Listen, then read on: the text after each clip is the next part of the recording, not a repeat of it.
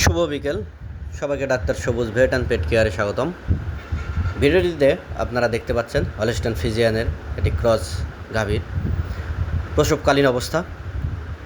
আসলে প্রসব জটিলতায় ভুগছিল গাভীটি।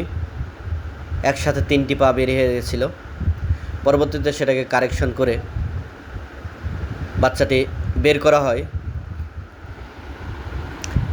আপনারা দেখতে পাচ্ছেন।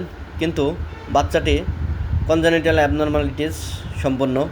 বাচ্চাটি আগেই মৃত ছিল এবং বাচ্চাটির আপনারা দেখতে পাচ্ছেন যে লেজটা সোজা উপরের দিকে খাড়া এবং লেজের গোড়ায় একটি ফুল জাতীয় কিছু, এবং তার পেলভিক ক্যাভিটি পিছনের জায়গাগুলো খুবই মোটা অনেক, এবং বুকের জায়গাটাও মোটা, এই জন্য বের হচ্ছিল না। এবং তার জেনেটিক্যাল অর্গানগুলোও নেই, ছেলে বা মেয়ে চেনার উপায় নেই।